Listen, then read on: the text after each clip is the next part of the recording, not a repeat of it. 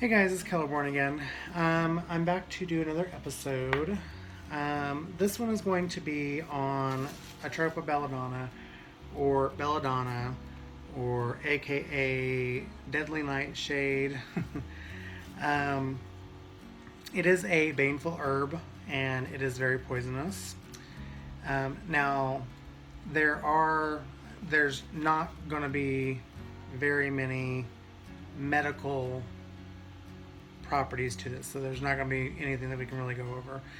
The only medical thing that's really used for, and is actually used for by these in this day and age, is to dilate the pupils of the eyes.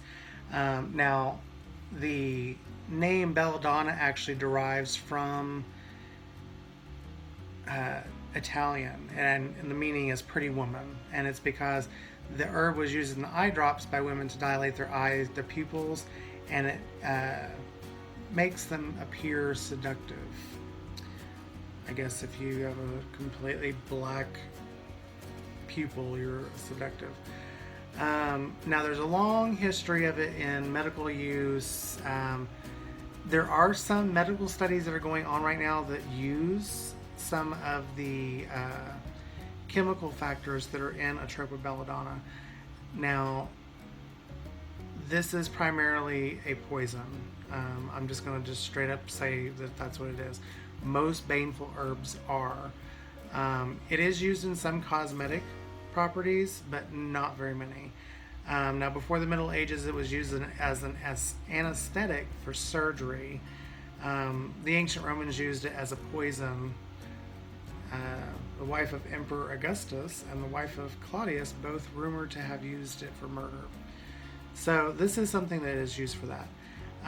Now, this is a bushy plant, bushy type plant. It does grow wild. I will find a picture that I can put in here and show you a picture of it. It grows. The berries on it are usually they start out, the ripened berries, okay, they start out green. Start there. They start out green, and they actually ripen into a shiny black, about 1 centimeter, so about almost probably about a third of an inch in diameter. The berries are sweet and are consumed by animals. Now, that's where the problem starts. Since the berries are sweet, they don't give us the hey, this is a bad thing vibe if you were to eat it. Small doses of it, probably if you eat a couple of them, probably not going to do much. But if you have a child that roams around and they find them, unless you get them properly trained on not to mess with this plant, I would suggest getting it from somebody. I am going to grow some. I'm going to, if I can get, they are hard to start, but I'm going to get it in my greenhouse and probably keep it in my greenhouse. I might grow it outside because that way it can get up to almost 5 feet tall. But I want to have the ability to harvest it. Let's see.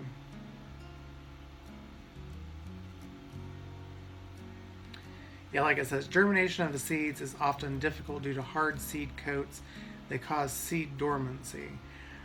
So what I'm going to be doing is, and this is what we're going to be doing. So in probably early January, I'm going to take them out to my greenhouse and I'm going to put out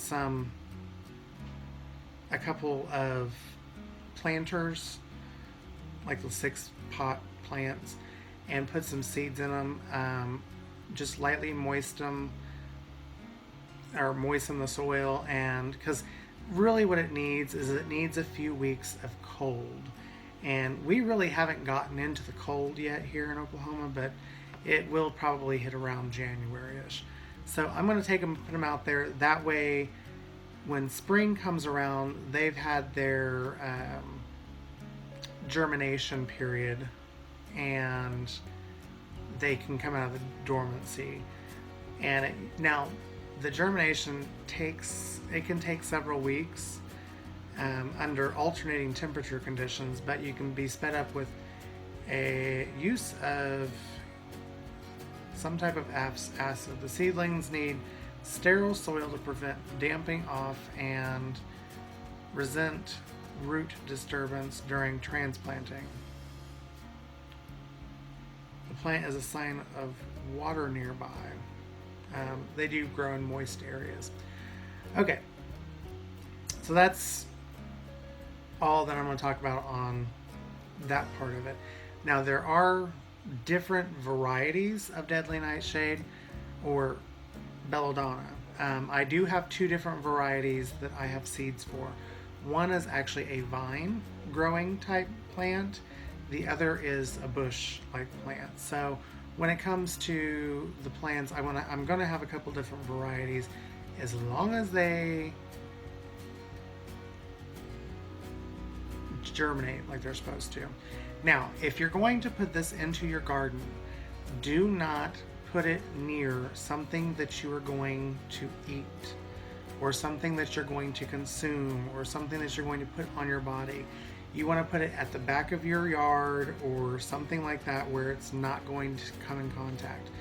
The reasoning for that is because it does give off a chemical into the ground, and other plants will absorb that, and it'll go into the, like, say for instance cucumbers. If you grow cucumbers next to it, your cucumbers could end up with some of the poisonous attributes of the belladonna, because it's going to release those poisons into the ground. It doesn't kill anything most generally, but it can cause the toxin to be put into your foods. Now, the Atropa Belladonna is one of the most toxic plants found in the Eastern Hemisphere, so that's why I say be very careful. Now, it contains tropane alkaloids, and the berries are the one that pose the greatest danger to children because they look attractive and somewhat sweet to taste. So keep kids away from it. If you're going to grow it in a pot in a greenhouse, or grow it in the back of your yard where you can fence it off with something or something.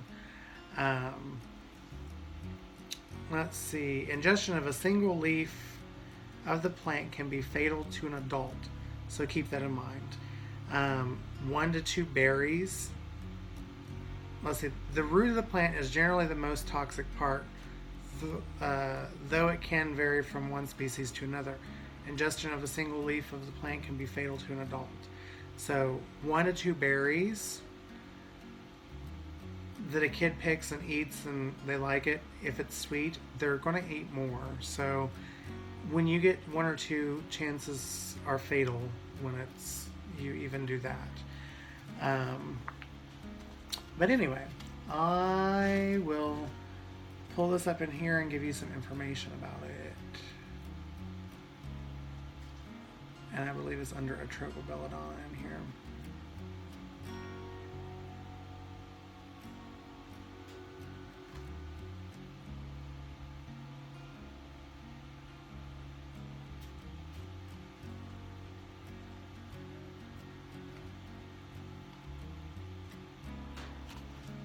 Oops, went too far.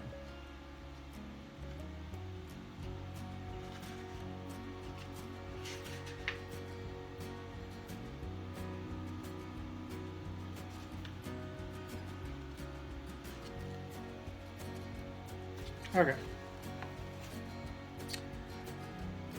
All right, so the gender on this one is feminine, so it's going to be a feminine attribute to it. The planet that it's linked to is Saturn. Element is water.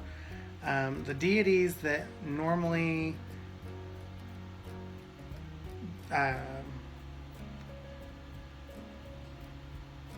use this whenever you're giving it as an offering are Hecate, which that's who I follow, Bellona or Bellona, and Circe. Ritual uses: the priest of Belladonna, or Bellona, I'm not probably saying that right, but it's Bellona, according to ancient tradition, drank an infusion of belladonna prior to worshipping her and invoking her aid. Bellona, I'm going to say Bellona, is the Roman goddess of war. Magical uses. Today, belladonna is little used in herb magic due to its high toxicity. It tends to be what's known as a dark magic kind of herb. All parts of the plants are extremely poisonous, and there are still reports of death resulting from accidental ingestion of nightshade.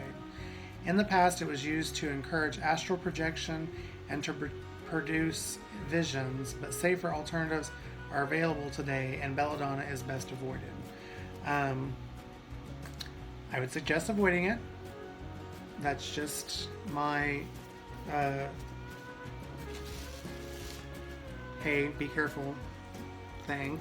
But if you're going to use it, be very careful. I say if you're going to use the seeds, or not the seeds, but the berries for anything, I would suggest letting them dry first. That way you don't have the juice going everywhere. One, it can stain, because it's a purplish, dark purple colored stain. If you dry them and grind them up and use them for that way, I still recommend using gloves. But to each their own. So if you want any more information on this, feel free to ask me. Just ask down below. I'll post a photo of it somewhere in here about what it looks like, and yeah, so I will leave it at that. And if you haven't liked my videos yet, like the video, share it, and if you're not subscribed, go ahead and subscribe, and I shall see you on the next video. Many blessings, guys.